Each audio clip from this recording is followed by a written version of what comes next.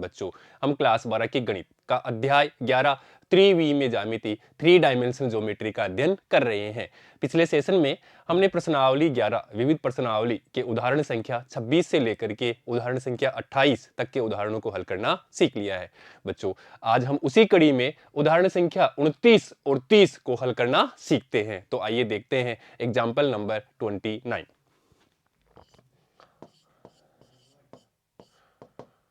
देखिएगा, दर्शाइए कि रेखाएं हमें दी हुई है, एक रेखा और एक दूसरी रेखा कि ये क्या है, सहतलीय है। ये हमें प्रूव करना है कि ये रेखाएं सहतलीय है। अब बच्चों हम बात कर लेते हैं कि पहले सहतलीय क्या होती है। देखो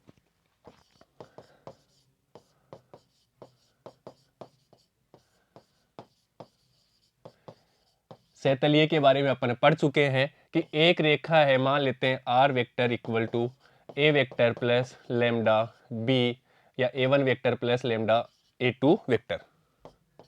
ये अपन जानते हैं ये स्थिति सदिश है और ये रेखा के समानांतर एक वेक्टर लेते हैं। और इसी प्रकार दूसरी रेखा वो अपन मानते हैं a2 स्थिति सदिश प्लस म्यू b2 वेक्टर। अब बच्चों ये रेखाएं अगर सहतलीय होती है तो अपन जानते हैं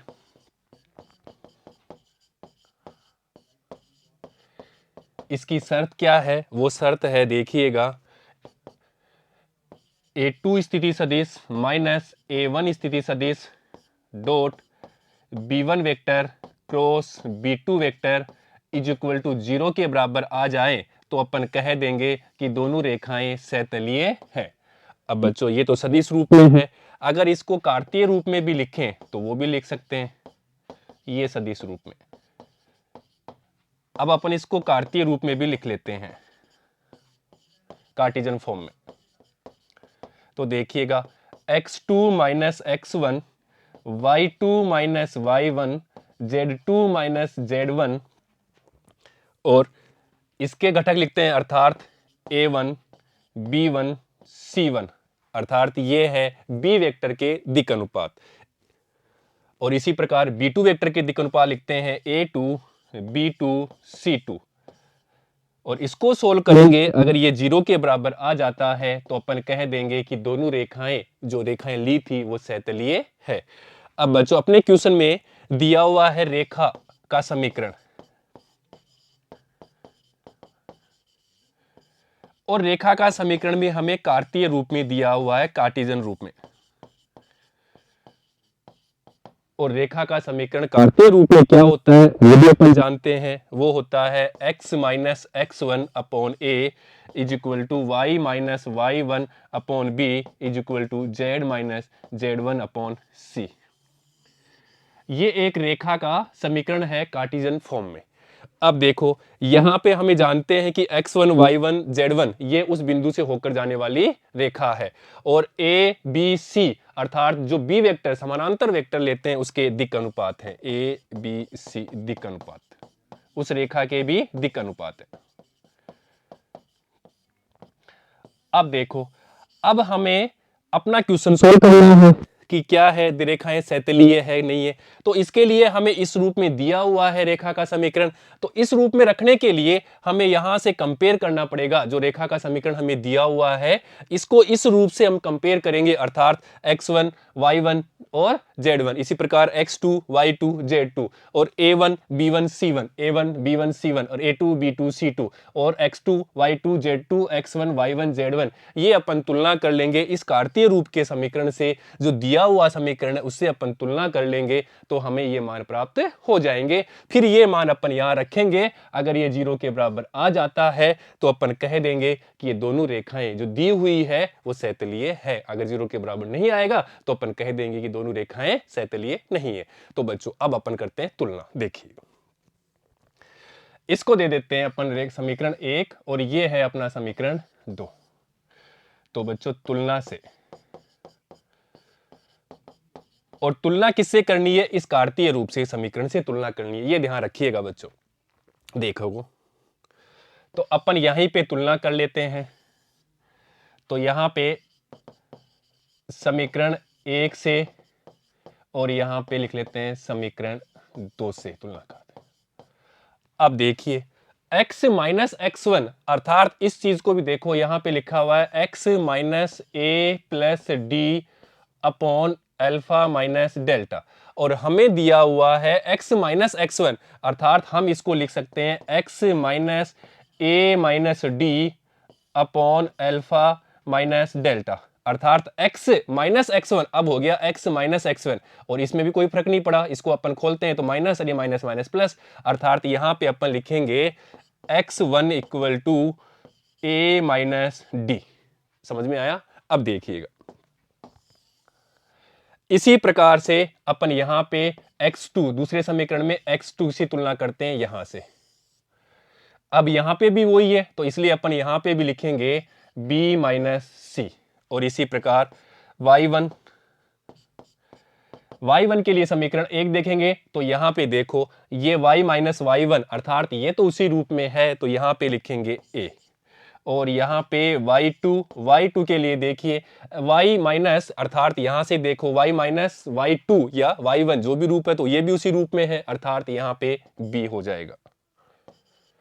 अब देखो z1 के लिए अपन यहां देते हैं समीकरण एक में, देखिएगा तो यहां पे भी वही है, तो माइनस ले लेंगे तो अपने पास यहां पे भी अपन लिख सकते हैं z minus A plus D, अर्थात माइनस से करेंगे तो माइनस और ये माइनस है तो माइनस, तो यहां पे अपने पास प्राप्त हो जाएगा a प्लस डी।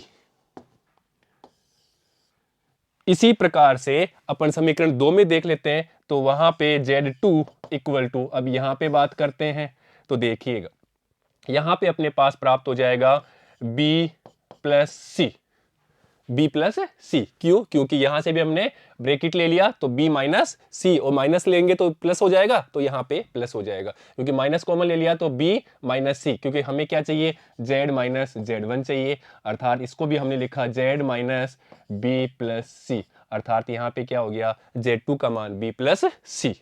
अब देखिएगा, तो बच्चों ये कंपेयर करना ही आना चाहिए, अगर कंपेयर ठीक से नहीं किया तो क्वेश्चन गलत हो जाएगा। अब देखो, अब अपन बात कर लेते हैं, देखिए a1, अब यहां पे देखो दिक् अनुपात की बात करते हैं, अर्थात यहां पे दिक् अनुपात है a1 equal to alpha minus delta, इसी प्रकार a2 इक्वल टू, यहां से बात कर लेंगे तो यहां से अपन लिख देंगे बीटा माइनस गामा, इसी प्रकार यहां पे देखिए b1 इक्वल टू अल्फा, तो यहां लिखेंगे अल्फा, इसी प्रकार b2 इक्वल टू बीटा, यहां लिखेंगे तो ये बीटा, और इसी प्रकार से c1, अब c1 देखिए यहां पे है तो ये अपन लिखेंगे यहां से alpha plus delta, alpha plus delta, इसी प्रकार c2 के लिए अपन यहां से देखेंगे तो देखिए यहां लिखेंगे बीटा प्लस गामा।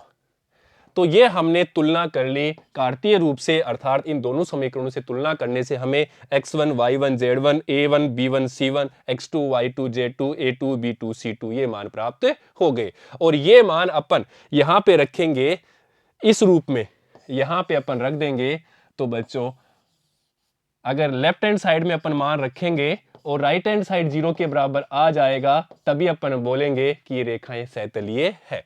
तो देखिएगा ये मान अपन यहां पे रख देते हैं, इसलिए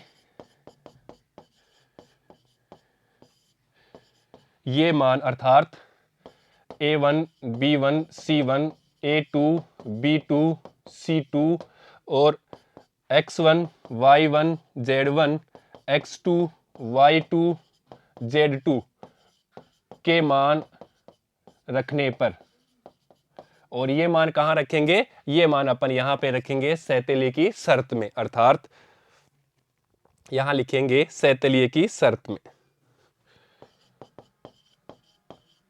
सहतलीय की शर्त में, और शर्त कौन सी है वो हमने देख ली, अर्थात अब देखिएगा x2 माइनस x1, तो यहां पे अपने पास में है x2 माइनस x1, और x2 अपने पास यहां पे है, तो यहां से लिखेंगे ये x2 माइनस x1, तो देखो यहां पे b माइनस सी, ये x2 माइनस x1, तो माइनस यहां पे लिखेंगे a, x2 माइनस a, ये माइनस का और ये प्लस का हो जाएगा d, x2 माइनस x1, तो ये माइनस का और ये प्लस का। इसी प्रकार से अब लिखेंगे y2 माइनस y1 अर्थात y2 माइनस y1, तो यहां लिखेंगे b माइनस a। और ऐसे ही देखिएगा z2 माइनस z1, यहां से ये z2 माइनस z1 लिखेंगे तो z2 अपने पास में b प्लस सी, तो यहां लिखेंगे b plus C minus z1, तो माइनस माइनस लग जाएगा, माइनस a माइनस d, तो यहां अपन लिख देंगे माइनस a माइनस d। इसी प्रकार से यहां पे देखो a1 b1 c1, और ये रहा अपने पास में a1 b1 c1, तो यहां इसके नीचे लिखेंगे a1 का मान अल्फा माइनस डेल्टा, b1 का मान अल्फा और c1 का मान अल्फा प्लस डेल्टा। ये अल्फा माइनस डेल्टा, अल्फा और अल्फा प्लस डेल्टा। इसी प्रकार से अब लिखेंगे अपन a2 b2 c2 का मान, और वो हमें यहां से मिल जाएगा, अर्थात यहां से देखो ये लिखा हमने बीटा माइनस गामा, बीटा, और C2 का मान यहां से तो बीटा प्लस गामा। ये हमने रख दिया शर्त के लेफ्ट हैंड साइड में, ये हमारी शर्त थी और उसमें हमने लेफ्ट हैंड साइड में ये मान हमने रख दिया। अब देखो इसको सोल्व कर लेते, और ये हो गया सारणिक, ये एक सारणिक का रूप है।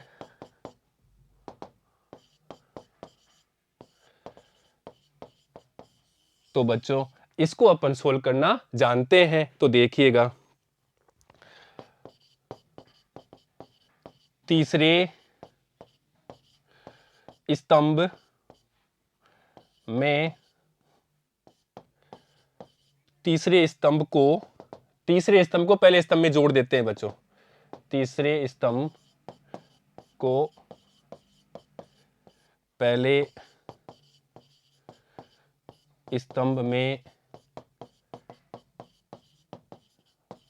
जोड़ने पर, तो ये काम अपन कर देते हैं। तो देखिएगा जिसको अपन लिखते हैं C1 प्लस C3, अर्थात C1 में हमें क्या करना है, C1 प्लस C3 जोड़ना है। अब देखिएगा तो ये काम अपन लिख लेते हैं यहाँ पे। तो बच्चों देखिएगा ये अपने पास में सारणिक है, तो अपन इसको सोल्व कर लेते हैं। ये लो, तो बच्चों अब इनको जोड़ देते हैं।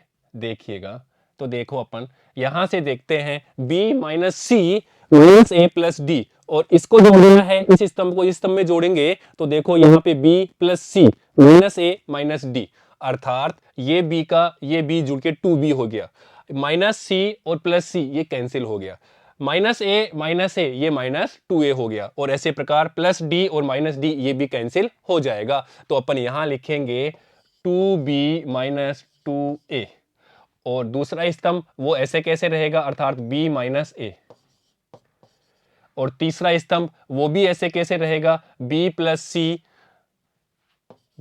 Plus C minus a minus d। और देखिएगा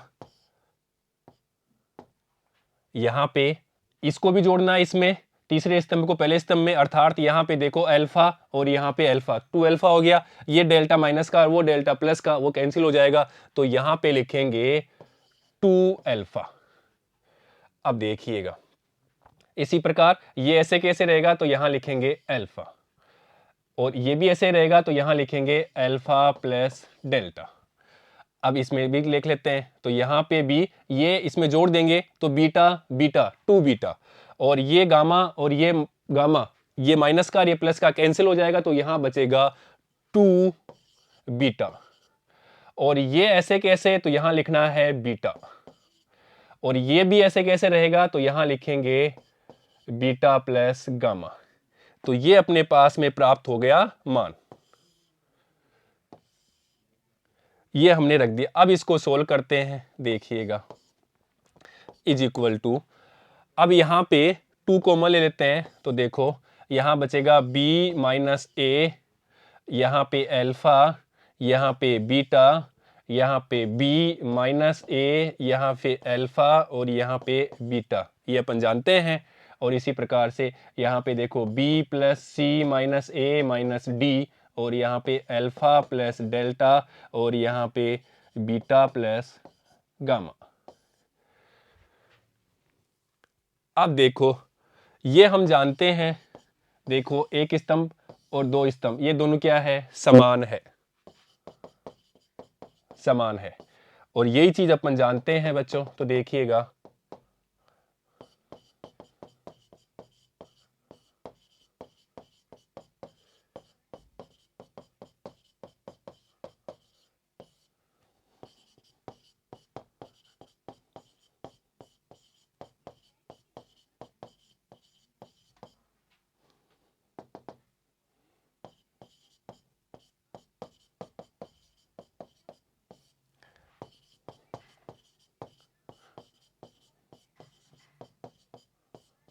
मान शून्य होता है।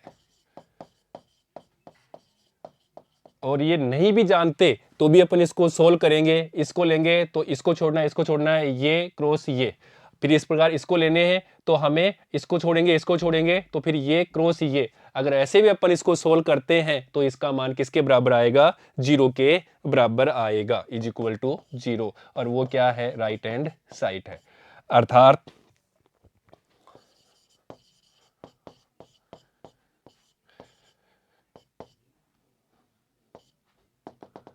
अर्थात दी गई रेखाएं सतलीय हैं, और यही हमें सिद्ध करना था, सिद्ध हुआ।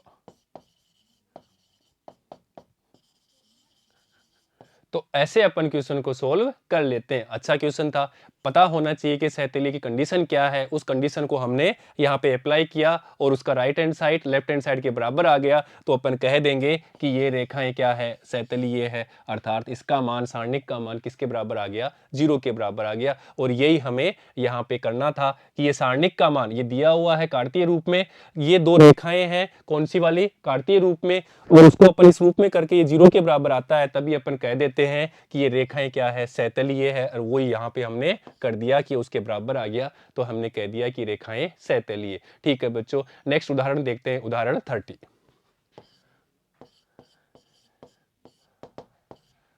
उस बिंदु के निर्देशांक ज्ञात कीजिए जहां बिंदु ए और बिंदु बी ये दिए हुए को मिलाने वाली रेखा एक्स वाई तल को काटती है।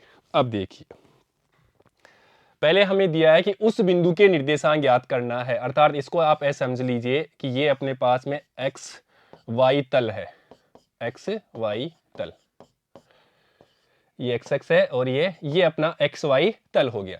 इस एक्स वाई तल में अगर मान लो कोई रेखा आती है और रेखा यहाँ पे मिलती है, काटती है, यही बोल रहा है कि उस बिंदु के निर्देशांक, अर्थात ये बिंदु अपन मान लेते हैं एक्स वाई तल में, जहां बिंदु ए बिंदु अपने पास में, ये इसका ए बिंदु और बिंदु बी को मिलाने वाली रेखा एक्स वाई तल, ये अपनी रेखा होगी, मान लेते हैं ये ए और ये बी, ये रेखा इस एक्स वाई तल में को काटती है, और ये काटने वाली जगह हम मान लेते हैं पी, और यही हमें पूछा है कि पी के निर्देशांक, ये हमें पूछा है। अब देखिए, तो पहले तो अपन रेखा का समीकरण प्राप्त कर लेते हैं।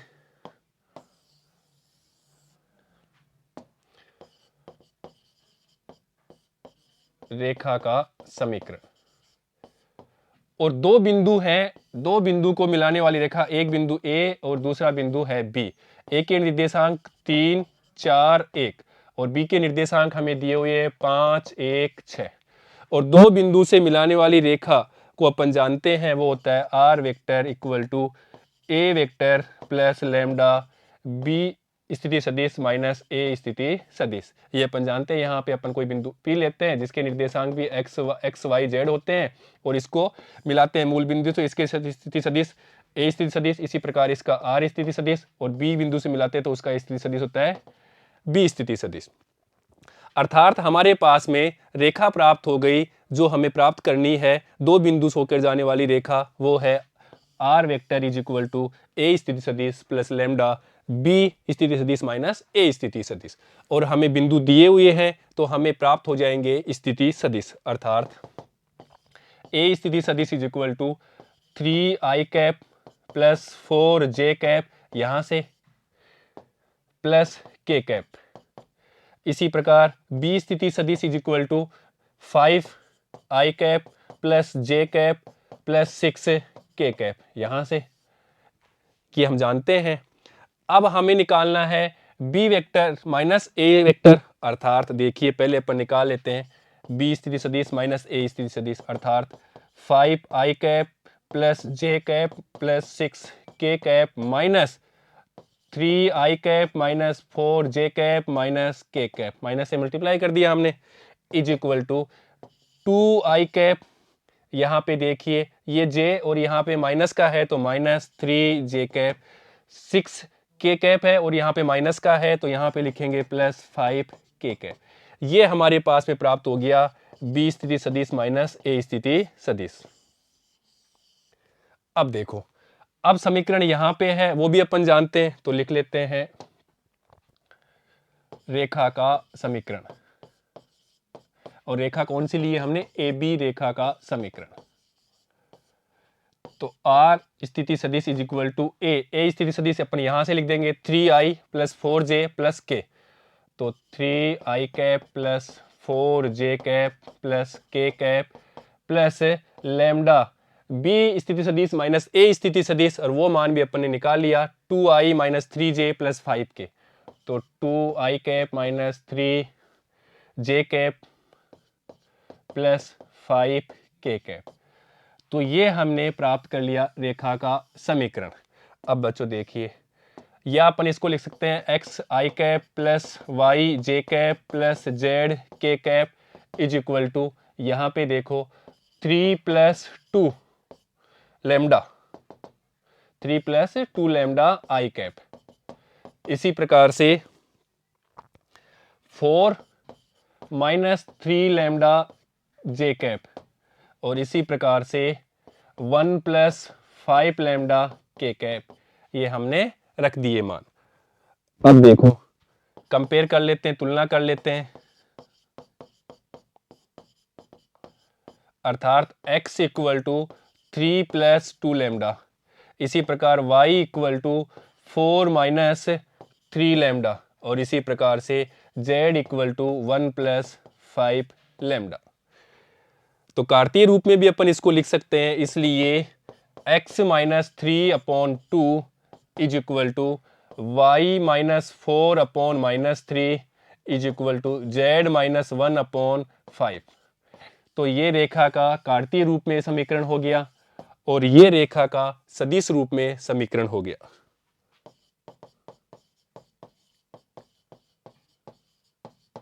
अब देखिए क्वेश्चन में हमें क्या पूछा है, उस बिंदु के निर्देशांक ज्ञात कीजिए जहां बिंदु ये और ये को मिलाने वाली रेखा एक्स वाई तल। अब देखो रेखा दी हुई है एक्स वाई तल में है, अर्थात यहां पे एक्स वाई तल अर्थात z इक्वल टू 0 होगा। तो बिंदु P, तो यहां अपन बात कर लेते हैं बिंदु P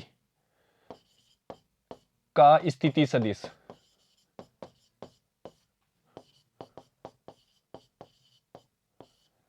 क्योंकि बिंदु P के निर्देशांक क्या होंगे, x y z, वहां पे 0 होगा, अर्थात स्थिति सदिश होगा तो x I cap plus Y J cap प्राप्त होगा। अब देखिए, अब हम एक दिया हुआ है कि ये बिंदु जो आ रहा है वो रेखा है, ये रेखा एक्स वाई तल में आ रही है, जहां पे काटती है वो P बिंदु है, अर्थात ये जो रेखा है ये इसका तल है, वो इसको संतुष्ट करेगा इस रेखा को। तो अपन इसको कह सकते हैं यहां के हिसाब से कि ये स्थिति सदिश आर स्थिति सदिश इसके पास होगा, अर्थात X I plus Y J is equal to ये रेखा का समीकरण। तो अपन इसको लिख सकते हैं is equal to X I cap plus Y J cap is equal to, रेखा का समीकरण अपन यहां से लिख लेते हैं, हमें प्राप्त किया अभी, ये रेखा का समीकरण हमने प्राप्त किया है, ये रेखा का हमने समीकरण प्राप्त किया है सदिश रूप में। तो इसकी जगह अपन क्या लिखेंगे, क्योंकि एक्स वाई तल में है, एक्स वाई तल, तो वहां पे z इक्वल टू 0 होगा, इसलिए वहां के निर्देशांक एक्स वाई होते हैं, और इसको स्थिति रूप में लिखें, स्थिति पोजीशन वेक्टर के रूप में लिखते हैं तो x आई cap plus Y J cap, तो ये लिखेंगे, ये तो हमने प्राप्त किया था उसके रूप में जब घटक किसके रूप में हो x Y Z, x I plus Y Z Z के, परंतु क्वेश्चन में तो हमें क्या दिया है एक्स वाई तल को काटती है अर्थात जेड बराबर 0। तो यहाँ पे अपन ये मान रखेंगे 3 आई कैप, तो देखिएगा इसको अपन लिख देते हैं 3 I cap plus 4 J cap plus के cap plus lambda 2 I cap minus 3 J cap plus 5 के कैप। अब देखो या अपन इसको लिख सकते हैं 3 प्लस 2 लेमडा आई कैप, हमें निर्देशांक निकालने हैं तो उसके लिए अपन बात कर रहे हैं एक्स वाई के मान निकालने हैं, जेड 0 होगा हमें पता है, प्लस 4 माइनस 3 लेमडा जे कैप प्लस 1 प्लस 5 लेमडा के कैप। अब देखो अब यहां पे तुलना करते हैं, अर्थात x equal to 3 plus 2 lambda, Y equal to 4 minus 3 lambda, और z अपने पास क्या है 0 है, या इसको लिख सकते हैं प्लस 0 जेड या 0 के cap is equal to 0 equal to 1 plus 5 lambda. तो यहां से तो हमें लेमडा का मान प्राप्त हो जाएगा, और लेमडा का मान प्राप्त होने पे ये मान अपन यहां पे रख देंगे तो हमें एक्स वाई का मान भी प्राप्त हो जाएगा। तो देखो इसको अपन सोल्व करते हैं, तो यहां से अपने पास में 1, या अपन इसको लिखते हैं 5 लेमडा इक्वल टू -1, तो लेमडा इक्वल टू अपने पास -1/5 प्राप्त हो गया, और ये मान अपन यहां पे रख देते हैं। तो देखिएगा 3 प्लस -1/5 और ये 2, तो देखो यहां से अपने पास 3 माइनस 2/5 इज इक्वल टू, अब यहां पे देखिएगा 15 माइनस 2/5 इक्वल टू 13/5। तो ये तो हमारे पास x के मान प्राप्त हो गया, x इक्वल टू 13/5। और बच्चों y का मान निकालने के लिए ये लेमडा का मान अपन यहां पे रखते हैं, यहां पे रख देंगे, तो देखिएगा y equal to 4 minus 3 lambda, और लेमडा का मान यहां रखेंगे -1/5, तो y इक्वल टू 4 और माइनस माइनस प्लस का ये हो जाएगा 3/5 is equal to 20 plus 3/5 is equal to 23/5। ये अपने पास में y का मान प्राप्त हो गया 23/5। और बच्चों z बराबर क्या होगा 0 होगा, क्योंकि हमें एक्स वाई तल में ही चाहिए। तो बच्चों ऐसे अपन इस क्वेश्चन के आंसर निकाल लेते हैं। क्या हमें दिया था, ये हमें दिया हुआ था कि उस बिंदु के निर्देशांक, अर्थात ये हमारे पास में एक्स एक्स है और ये वाई एक्स है, तो उस बिंदु के निर्देशांक ज्ञात कीजिए जो जहां बिंदु ये अपने पास मान लेते हैं ए रेखा है, ए बिंदु और बी बिंदु, ये एक रेखा बना रही है, ए और बी को मिलाने वाली रेखा एक्स वाई तल को काटती है, मान लेते जहां पे भी काटती है वो तल मान लेते हैं बिंदु पी, और इस पी बिंदु के हमें निर्देशांक निकालने हैं। तो ये अपन जानते हैं इस तल के निर्देशांक एक्स वाई 0 होंगे। क्यों होंगे? क्योंकि वहां पे एक्स वाई तल है, जेड बराबर 0 होता है।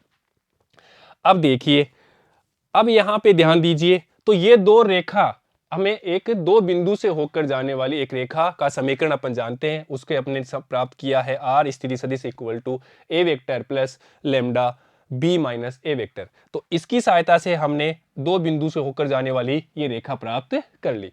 अब ये रेखा जैसे ही यहां इस एक्स वाई तल में आएगी तो यहां पे काटेगी, अर्थात ये इसका स्थिति सदिश भी इसको संतुष्ट करेगा, इसका स्थिति सदिश भी, अर्थात इसके स्थिति सदिश क्या होंगे एक्स आई प्लस वाई जे, और जेड क्या होगा 0 होगा, तो वहां पे लिखेंगे 0 के, अर्थात इसकी जगह अपन यहां लिख देंगे x I cap plus Y J cap plus 0 के कैप।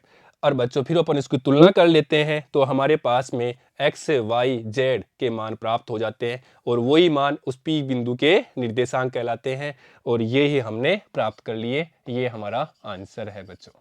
तो ऐसे अपन क्वेश्चन को सोल्व कर लेते हैं। बच्चों आज हमने इस सेशन में विविध प्रश्नावली प्रश्नावली 11 के उदाहरण संख्या 29 और 30 को सोल्व करना सीखा है। नेक्स्ट सेशन में हम प्रश्नावली 11 विविध प्रश्नावली के प्रश्नों को हल करना सीखेंगे। ठीक है बच्चों, धन्यवाद।